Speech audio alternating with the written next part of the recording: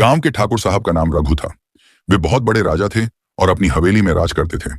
हर साल शादी के दिन ठाकुर की एक अजीब सी परंपरा थी। हर शादीशुदा महिला को उनकी हवेली में पहली रात उनके पास भेजना होता था। यह परंपरा गांव में एक अभिशाप बन चुकी थी, लेकिन ठाकुर साहब के लिए यह सिर्फ एक नियम था जिसे उन्हें हर हाल में पालन करना था। एक दिन गांव की गरीब और साधारण शूद्र महिला कुमारी माया की शादी हुई। जैसे ही शादी की रस्में पूरी हुई, माया को ठाकुर के हवेली भेज दिया गया। माया एक समझदार और साहसी महिला थी। जब ठाकुर ने उसे पास बुलाया और उसकी आंखों में अश्लीलता से देखा, तो माया ने बिना डर और चुपचाप सहने के बजाय अपने शब्दों का हथियार बनाया। माया ने शांत स्वर में कहा, आप इतने बड़े राजा हैं ठाकुर साहब, क्या आपको किसी गरीब औरत को अपने पास बुलाने के लिए इतना गिरना पड़ता है? क्या यह आपकी शाही तामझाम का हिस्सा है?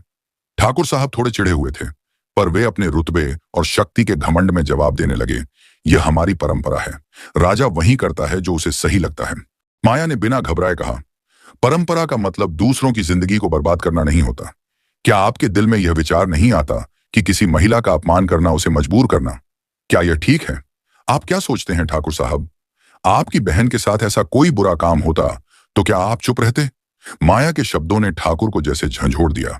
उसकी बहन की छवि, जिसे उसने हमेशा अपने दिल में संजो कर रखा था, उसकी आंखों के सामने आ गई। क्या वह अपनी बहन के साथ ऐसा होने देता? क्या वह किसी अन्य महिला के साथ अपमान होता हुआ देख सकता था? अगले दिन ठाकुर ने सभी गांववासियों को बुलाया। गांव में हलचल मच गई। ठाकुर साहब ने कड़े शब्दों में घोषणा की, आज से यह परंपरा खत्म। मैं खुद इसका अंत करता हूं। महिलाओं का सम्मान हमारी सभ्यता का हिस्सा होना चाहिए, न कि उन्हें बलात्कारी या मजबूर कर देने वाली परंपरा बनाना। गांव वाले हैरान थे, लेकिन माया की आंखों में जो दृढ़ता थी, उसने सबको यह समझा दिया कि सही बात को सही समय पर कहना कितना महत्वपूर्ण है। माया ने न केवल अपने लिए बल्कि पूरे गांव के महिलाओं के लिए एक नया रास्ता खोल दिया था। ठाकुर ने अपनी भूल मान ली और वादा किया कि वह किसी भी महिला के साथ इस तरह का व्यवहार नहीं करेगा। इस घटना के बाद गांव में एक नई हवा चली। महिलाओं के सम्मान में बदलाव आया और ठाकुर रघु साहब का दिल भी साफ हो गया। उन्होंने जाना कि शक्ति का सही इस्तेमाल केवल दूसरों को कष्ट देने के लिए नहीं, बल्कि सबकी भलाई के लिए होना चाहिए।